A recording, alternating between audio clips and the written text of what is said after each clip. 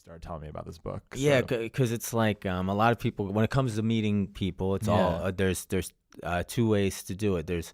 Or people always look at it as it's something you do. How do I do that?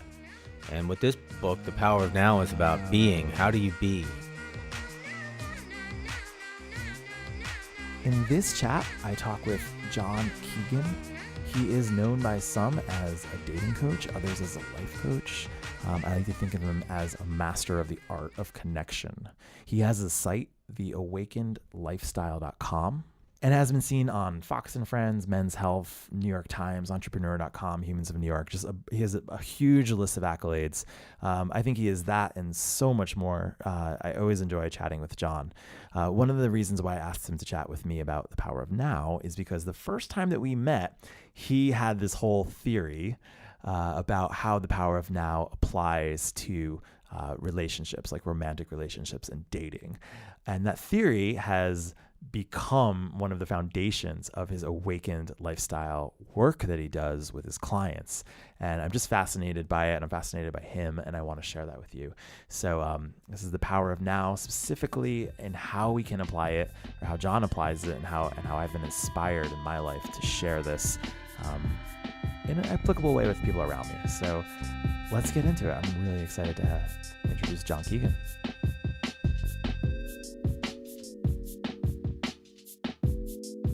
The book that we're here to talk about is The Power of Now. Yeah.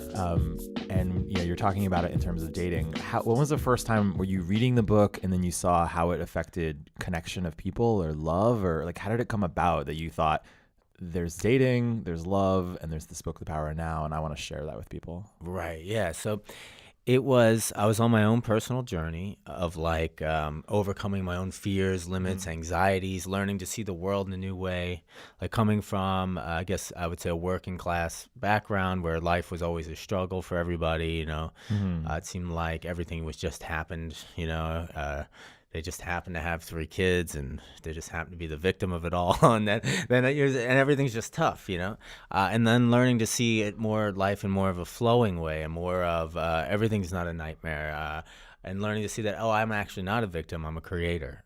And I started to gather all this kind of stuff from this book, but the only way I can create is through becoming more and more and more present. That's the only way that I can create something new. So I started to absorb that on a spiritual level, and that was part of my path. But at the same time, I was living in New York City, the city of Drive. How old were you back? Well, I never say my age, but let's just say I was a young man. You're a young man, yeah. Yeah. Right? So, but, I would say I was in my later 20s. Okay, yeah. But irrelevant. Yes, so, that's right. So the point is he was really speaking to me, but at the same time I was trying to create an acting career at that time, and also I wanted to experience women and dating beautiful, amazing women. And in New York City, you see that all day, every day. You see beautiful, interesting people, and I noticed I wasn't really connecting with them. I had girlfriends, things like that, but when it came to me saying hi to a girl at a cafe or walking down the street, it just wasn't happening. I wouldn't do it, and then when I did try to do it, it was just a blowout, Yeah. So I started thinking, like, how can I bring the power of now into this real world stuff? It can't just all be like a guy living on a mountain away from people. Yeah. And there's a quote in his book, a loose quote here. Yeah, go for it. Paraphrase, where he says, John Paul Sartre said, hell is other people. Yeah. And then Eckhart Tolle said, that's the voice of the ego. And I thought, wow, I'm putting myself in the face of other people all day long when I go out and do the social practice, when I go out to connect with women.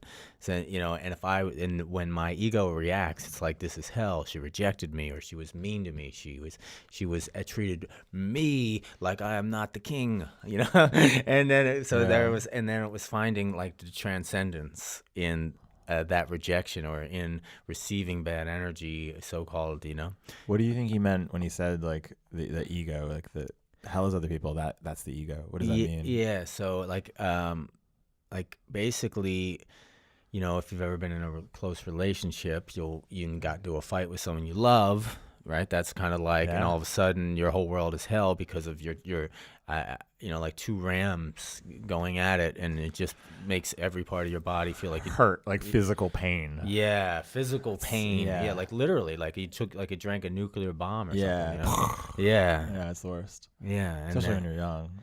Yeah, and I don't know what that means. Maybe I don't know. Yeah, I mean, well, yeah, I guess usually when you're young, you're inexperienced, you get drawn into stuff like that much easier. You know, so over and over, you're always getting drawn into that until one day you're like, hey, I don't have to live like this. You know? I don't need love this bad. You know?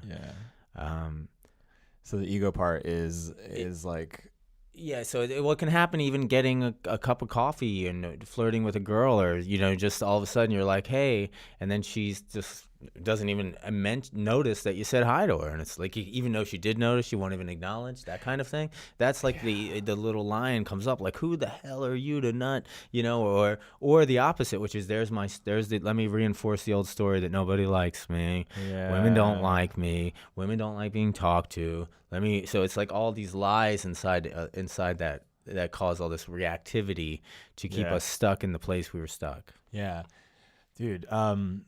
Yeah, I guess that happens, and no one ever teaches you how to connect with people. That's not like a class that I've ever taken. No, me either. Yeah. I think that's why. So I mean, that's how we met, through friends, right? And I heard that you were teaching people how to connect better. Yeah. And I'd heard from a friend of ours who had astounding results, and those are like his words. Yeah. Where I had seen this guy, go out to a bar, and like one of the most handsome looking guys I know, like most charismatic, right? Yeah, it's well dressed, movie star personalities I know. Let's just say like the Warren Beatty of our time. His brain is firing on all cylinders. Yeah, and then I'd see him go into a bar, and the guy would just like break down or become like a little bit of like a robot or something, like we all do, right? And then I see him meet with you, and then I remember the day we went to ABC Kitchen. For like lunch, we were like working together. We grab lunch, and this guy is like smooth talking the hostess, is smooth talking, but not only just girls either. He's just like more confident, more social, right? And it was like, I think whenever you see that, it's enough to be like, what's that guy on? Like, you see a change in someone, right? And you're like, what's going on there? I don't know. He met with you. That's all I know. That's how I started. That's how we started hanging out. And that was like 4 years ago or something. I know. Right? That's incredible. I was like, I want to meet this guy. Yeah. So is that what was going on in your head at the time? Just something about how hard it was to be present, or I mean, I remember you talked a lot about that. Yeah, I mean, you introduced this book to me. That was like the next meeting, and then you started telling me about this book. So. Yeah, because it's like a lot of people, when it comes to meeting people, it's all there's two ways to do it. Or people always look at it as it's something you do. How do I do that? And with this book, The Power of Now is about being. How do you be? How do you be, when you're alone? How do you be when you're with Go deeper into that. Like, I have an idea of what that means, but how would you describe? Because they kind of sound like the same word on the surface. It's just like being and doing. But what's the difference for you? Or can you try to explain that? Yeah, being is more like doing is like if I said there's a person I want to go talk to across the room. I'm going to go over, what do I say? Mm-hmm. So it's like, give me that perfect line. Give me that word. So it's like, say that, hey, I really like your coat, or hey, you have beautiful eyes. I thought I'd say hi. So that's a doing. Or just go over and introduce yourself. That's all doing. I'm going to go over and do that. I'm going to walk across the room. I'm going to say these words, and this is going to have an impact in my mind. But although you have to do something ultimately, it's really about being.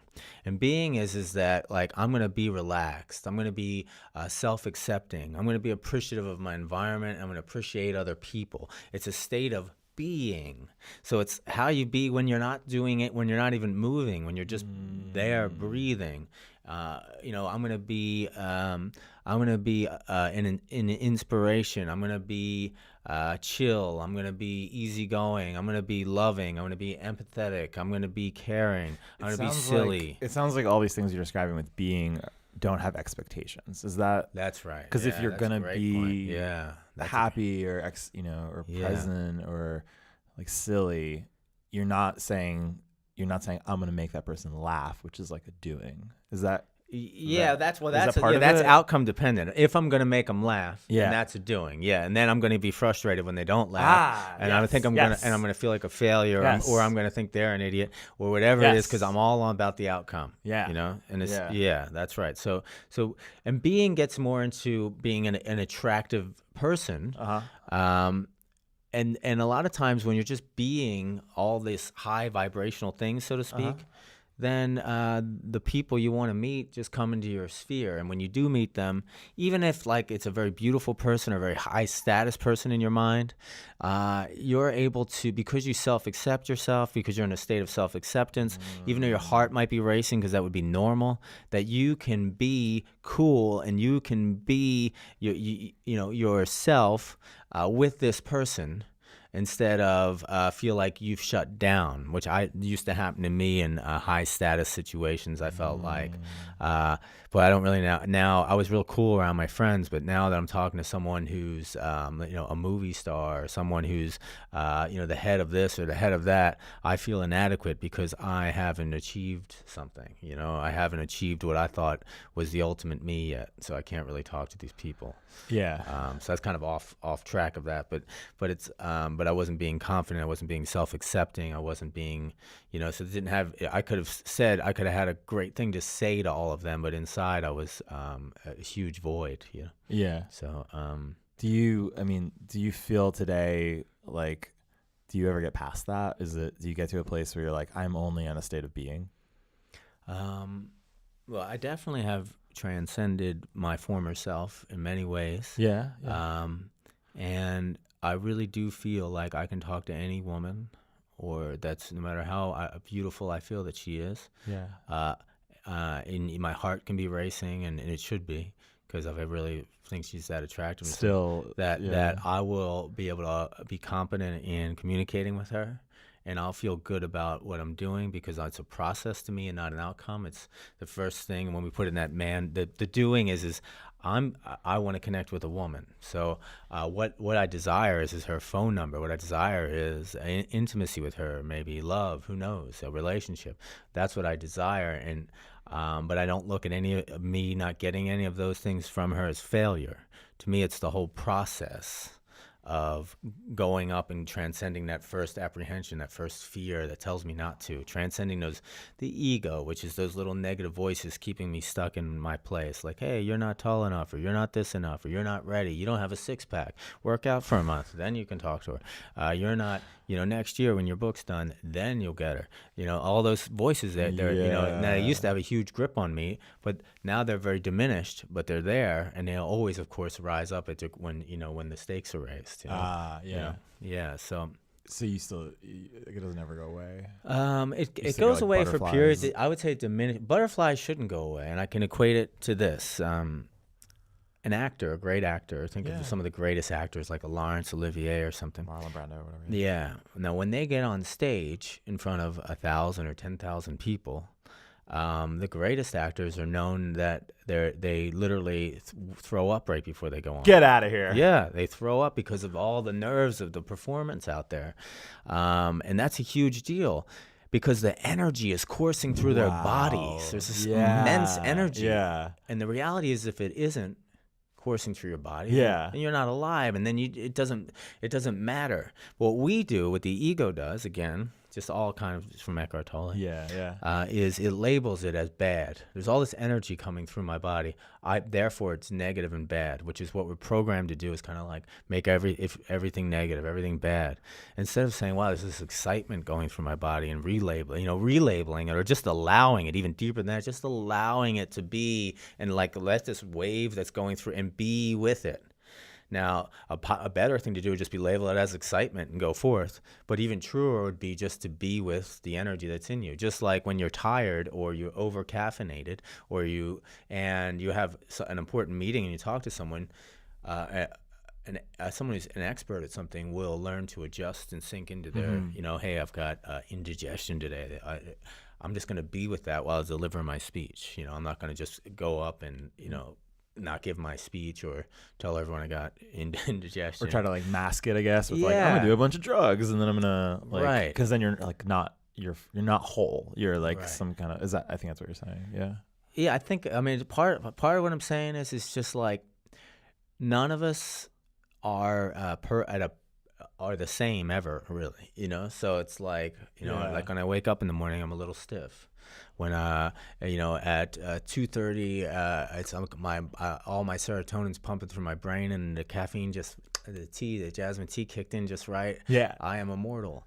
At 5:30, I feel a little this and a little that, but I always have, so that's how I'm being, and there's like, but then there's, I guess, to use Eckhart Tolle's again, tell me, yeah. because that's what we're talking about, is he talks about having the watcher. There's a watcher. Yeah. What's the watcher? So the watcher is a guy who, there's you like in a scene. Imagine you and I are in the scene right now. We're in a scene. We're talking to each other, and we're talking. And then there's this guy beyond that is watching me in this scene. Yeah. Now imagine you in a relationship with somebody. Yeah. Let's just say you and I are in a relationship. Okay. And in some ways we are. Yeah. Like a friend So we're good relationship. friends. Yeah, Right? We're in a relationship, but now there's a drama in our relationship. I don't think we've ever actually had a drama, but now today is the day that there's a drama, and it's big. Maybe you did some bad stuff with my girlfriend. I don't have a girlfriend right now, but let's pretend I did. And then you're like, hey, look, this happened at the party the other night. I want to tell you about it. And now I lose my mind. Wow. Right? Yeah. So this would be an extreme. So now I just get lost in this reactive thing, like, oh my God, my girlfriend, you did that. This is horrible. And I'm just lost as the victim in the story. And I just completely lose consciousness. I completely lose an awakened state, and I get lost in this dream. Again, I'm quoting Eckhart. Yeah. Or paraphrasing. But if I'm aware or conscious, I can see myself going there. Yeah. There's a person beyond that that's watching this scene. So it's like the difference between like being in the moment, or like the now of what he's talking about, and like watching the now. Is that kind of like the difference? Yeah. I mean, I go through that right now as we're talking, in that we are like having this conversation, but I'm also aware that we're like on a podcast, right? Yeah, right. And so there's certain moments when like things go off in my brain where I'm like, well, I don't want to bring up like, I don't know, all the fucking shit you just showed me on your Tinder or whatever. You know what I mean? Yeah, right, yeah. Like, because I'm like, I don't know if he wants to talk about that or not, and that's like censoring me in a way. Yeah, interesting, yeah. And so maybe you get this kind of like 99% authentic you and me, but there's like certain things missing. Is that fair to say? But then I think that translates to like how we would be, maybe how a lot of people are in live, because you go up to a girl who you don't know, or you go home to your I was in my parents' house this morning. Yeah. Right. And I am a completely different Chris than I am sitting here with you. Right. There you wear diapers and stuff. I wear diapers. Yeah. There's Just breastfeeding. make mom happy. Yeah. Or anything to make mom happy. I want my dad to be proud of me. Yeah. Pretty much. Right? Yeah. So it's like, I guess in any situation, it's hard to know like who the authentic me is. I feel like there's like these different versions of it, and even right now, I feel like I feel like we're really authentic when we spend time together, when we hang out. Right. But you put something else in the room, and it takes away that now, and then you're like watching a little bit. That's interesting. Yeah, that's the first thing to mind. Yeah, but that's very, very fascinating. I mean, that is like. I mean, I literally feel like we could talk for 100 hours because there's so many great topics. But authenticity, I've thought a lot about that. Tell me about. And I just know a little bit about the ancient Greeks when they talk about authenticity, and they kind of, I think, invented the word. Did they? Yeah, and at its core, authentic meant to be courageous. Huh. And then they had like two other. There was somebody called like the Stinker, who kind of self-explanatory, which was like a guy who a person who wasn't who kind of let all the voices overtake him. And then there was the worst part, which was the coward. Okay. Which is the one who always gives into fear. Okay. So that's the coward is the opposite of being authentic. Okay. So for example, you have a desire to do something, and it could be something as small as say hi to a girl in a cafe, or as big as pursue your dreams in the big city, and you don't do it I mean, because of fear, because, oh, well, how am I going to pay my bills? Or what will my parents think of me? Or what will the world think of me? Or what will happen if I fail? And you give into that. I mean, that is cowardice. And that's it. And so if you look at an authentic is, in my view, being a risk taker, not just like not on the stock market or something, or at the casino, but with your ego, with your emotions, which is taking these emotional risks throughout the day so that you're never not you. Yeah. And what that means is like it changes from moment to moment, like you and I are unfolding authentically right now. Sure. Yeah. Because of one thing, because we're both listening to each other. And I feel like we become who we are when we really listen to another person, when we let go and we just like listen and we relate and we respond. And that's authenticity there.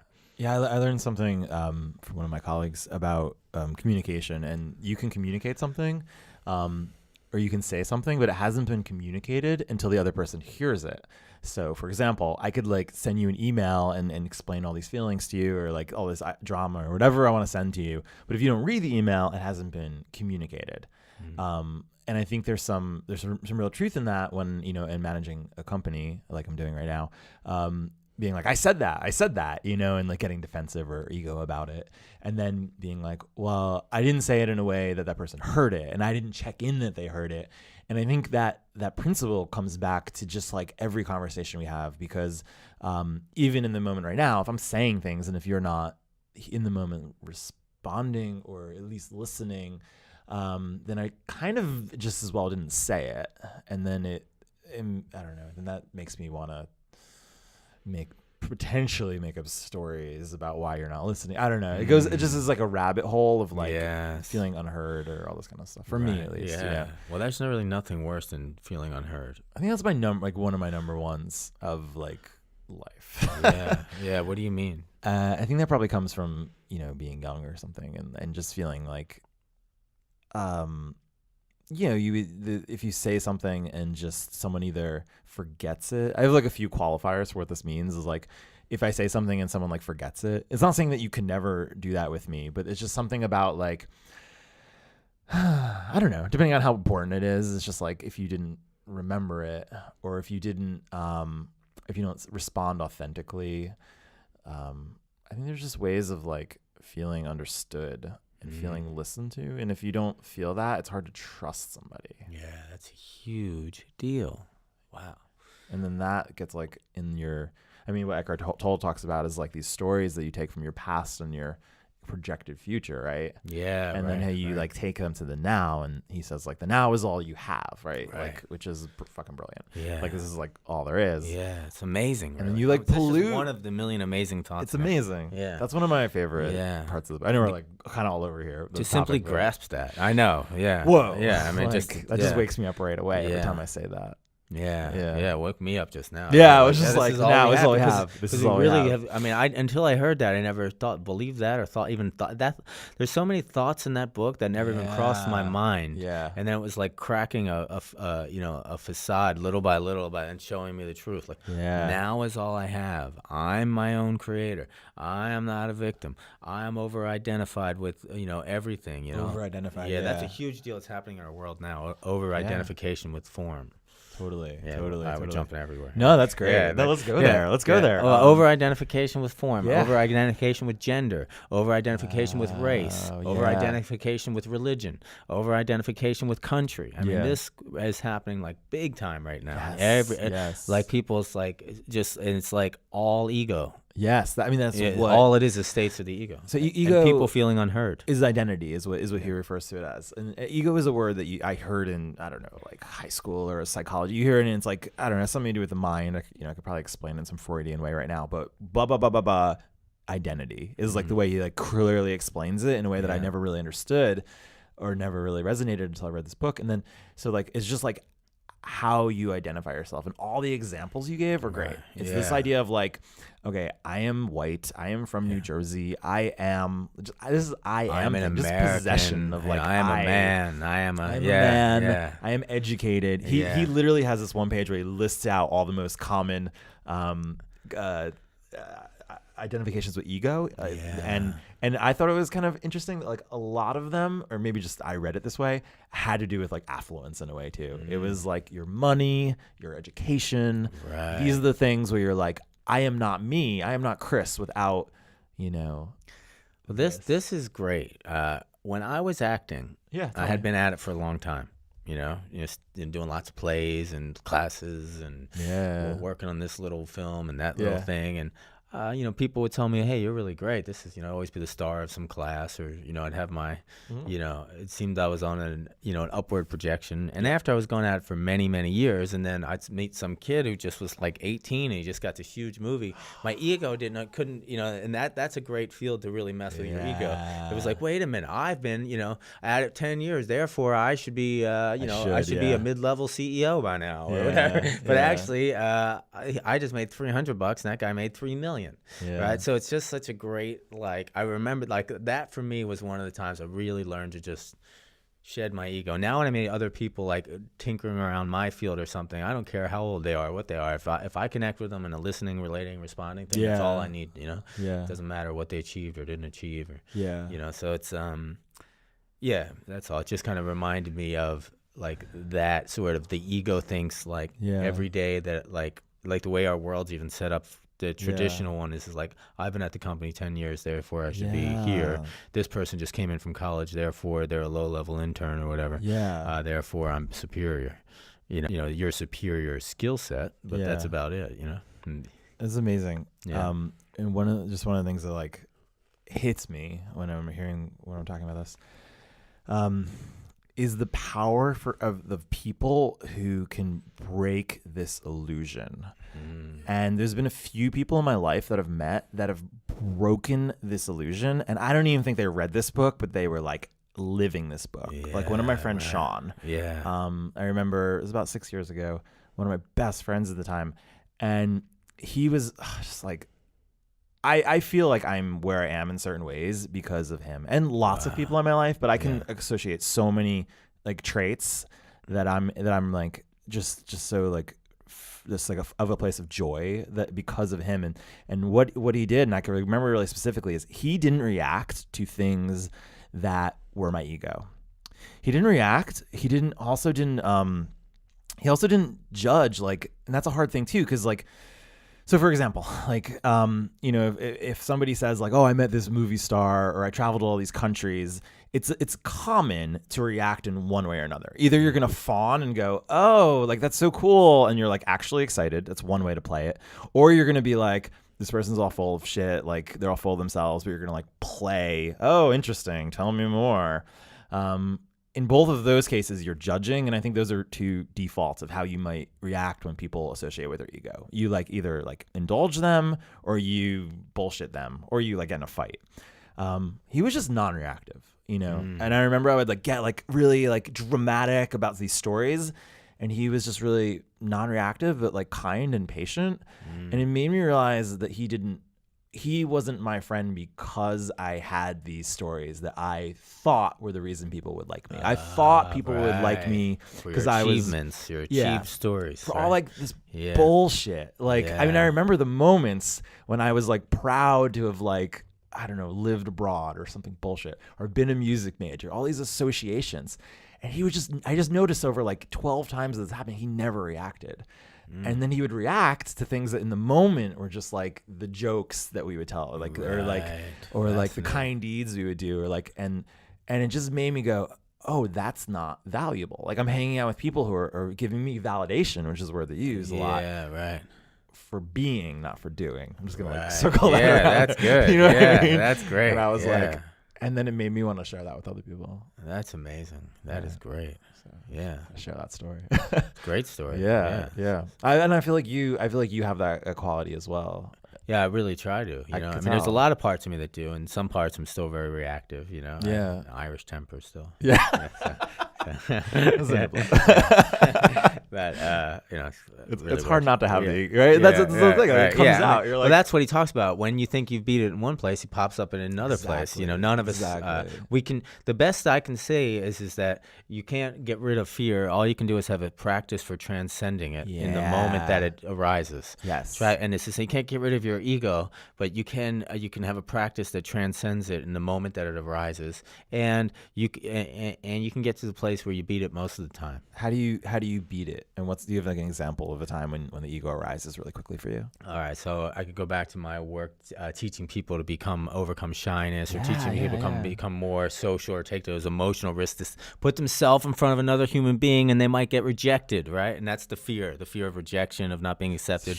That I'm not what the guy I want to be, or whatever. I can't talk to her. I can't go up to that boss. I can't go talk to this person. This is what Right? you're talking about. Any status, Any beauty, status, the things we get. These things we get so hung up on. So many people. You'll hear when people talk what they're hung up on. They'll be talking over and over about the status thing, some kind of car, some kind of you're moving into some kind of neighborhood. There's some kind of brand they bought. It's all status. Some kind of the 5 times they bring up the Ivy League school they went to. It's all this, and their friend this guy that they're your friend who's a girl seeing. He went to this Ivy League school and worked for this prestigious company. So you hear how she's hung up on status, and you'll hear. So that's a version of the ego, right? And that has nothing actually to do. I mean, it has something to do. The guy who's achieved, he's smart. He was able to, finish what he started, and lands, and he's going to make money and provide a good life for her. But it literally has nothing to do with him, and and who he be, and how they be together, or how they'll connect together, and what beautiful world they'll create, or what hell they'll create. Holy shit! Yeah. How does that I feel it, but I want to hear your story. I never answered the question. Oh yeah, we'll get back to your question. Yeah, how do you feel it? How do you feel it? Your ego. When is it? What are those things? Because I'm sure you've worked through 100 other things. Yeah, but they keep popping up. So all the time. Let's just say one is talking to a beautiful woman. Totally. Yeah. Right. Imagine the most beautiful woman you can. Got it. Whatever she looks like, her eyes piercing out at you, the way she moves, and your heart skips a beat, and maybe other parts of your body are awakened, and then you want to connect with her, and maybe you feel a little tired, or your back hurts, or and these things can happen, and then the voices, then the monkey men flood in, and they start going at you. You're not this, don't do this, do it tomorrow. There'll be another one. Do it tomorrow. Yeah, you'll get there.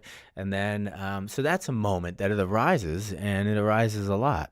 And that's a moment that I can transcend fear, that I can transcend apprehension. That's just a way that I can put, when I'm meeting and connecting with women, or connecting with anybody, I look at it as a practice, not as an outcome. So the first thing I'm doing, and I win as soon as I breathe, and I go over and I take any socially social sort of risk, which is hello. I wave, hi.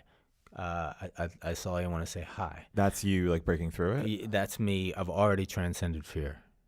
Because you wouldn't have done that in a previous version of John Keegan. Yeah, and wouldn't have done that. Wouldn't have done that. Yeah, but that's also me. Get to that point. But there's also days where it's real easy for me to do that. But then it arises, and that's a moment that I really feel that I have to. Yeah. To transcend it. And now that's a small thing. Now obviously you can get into anger. Here's something that I'm very different on, really different. I know that I was raised more, anger was very normal to me in my household I grew up. So reactivity city at the dinner table, hey, fuck you, pass the milk. Oh, I love you. Okay, cool. Everything's cool. It was accepted that we could communicate this way. Yeah. And then, so similar, I can right? relate to that. Yeah. And then then you meet a nice girl, you get in a relationship with her, and to you, that's normal. Yeah. Hey, fuck you. No, fuck you. Anyway, hey, you want to go to the movies? And it was no, we're done. Or, whoa, this is weird. Or, and then, and then over time, of course, you learn that this isn't, you lose people you love. And, but also even things like, I'd be walking down the street in New York, and I had a certain undercurrent of anger in me. And then I would attract that to me. You kind of attract what you are. And then some guy would bang into me out of nowhere, in the middle of the street. Now, someone who's not an angry person would just say, whoa, that's not cool, and get out of the way of a crazy person. Someone who's reactive says, who you fucking with, man? You know, I'm in the middle of the street. I'm on my way to do something good. You take it personally. Yeah, you take it personally, and Yeah. then I'm going to defend my whatever with someone I never met or don't know. Yeah. And I could have, lost my teeth, my face, my brain. Who knows? You lost your life. But who you fucking with, man? Like that whole, like, how dare you fuck with That's like me? the whole world. Yeah. Everything Like, the horrible happens. And here I was on to do something, maybe meet someone I loved, maybe do something I loved, maybe build something great. Yeah. But yet I'm going to be stopped by any little thing that will elicit anger in me and just take me could have, luckily, I'm still here and I've transcended that. But I used to react to things like that a lot. Number one, as an actor, and I've found it fun to that kind of, I'm good at like eliciting emotions, so it was fun just to bring it up. Number two, I didn't actually see it as a problem. Yeah. That's kind of like how it was where I grew up, but then at one point, you realize just how bad it felt afterwards, the toxicity in my body, how it affected me for an hour. The more conscious I became. You mean like playing out this drama of like having to interact, like having to like. Yeah, even if getting in a fight with a stranger, in like getting in a fight with someone you love is really damaging. Yeah. Really, you can feel it. It just mess you up for days or whatever. Yeah. But even a stranger on the phone, I even started to notice that's where it would go. Now I didn't react to people in person, but as soon as I got on the phone with like somebody I'm trying to pay a bill to, or someone I'm trying to say, hey, the internet's not working, and they're like, and they're like taking all day, and then my mind's like, hey, you should be doing this, and then I started being angry there. Yeah. And then I would even notice, man, that wasn't nice, that person who has got this crap job, and it really like would it's, again, like the more I became chill, the more I'd be peaceful, the more life is flowing for me, the more I'm not at odds with the world all the time, the more it was like eating McDonald's, eating poison. It was like, wow, I could just feel for hours how bad like that felt. So I really it's very unhealthy to be that kind of reactive. So anyway, for the most part, I've transcended that. That's been a real maturity. Just by what? Just by like reading a book like this, hanging out with people, practicing something. Like, how do you get yourself in that mind state or something? That's not a book. That's not a book. That's a way of being. Okay. And when you look at it, and it's something like that, if you find this book speaks to you like it did to Chris and to myself, like no book ever spoke to me like that, like every sentence. And it was like at one point I knew that every time I just going to listen to this thing. I had a hard copy and I was listening to it when I used to drive. Yeah. And I'm just going to listen to it over and over and over and over and over and over. I'm going to try and sometimes I would get mad at it. Like, how's this fucking guy saying my circumstance is going to change by breathing? Get out of here. Yeah. This guy talking about, He's not here with me right now. Yeah. He's not here in this traffic. He doesn't know about New York. He lives in like Seattle or something where everyone's nice. Get out of here. Yeah. So, but lo and behold, it did. And I kept practicing what he was saying in that. So it would be very simple. Cool. Ingest beautiful things. That is another episode of On Books. If you like On Books or you liked this episode, you can subscribe on iTunes. There you will find a bunch of other books and episodes, such as Mating in Captivity, The Power of Habit, Blink, I don't know, a bunch of other ones, all books that I love and I want to share with you. Please check that out. You can find me on Twitter at On Books Show. My personal account is @Castig, that's CASTIG. On Facebook, it's facebook.com/On Books Show. Do all of these things. Write them down. Do them all. Thank you again for listening. Subscribe on iTunes. My name is Chris Castiglione. The music up front is by Joanna Newsom and The Knife Put Together. Some of the music here is by Birdstar. And thanks for listening. I will see you next week. Bye.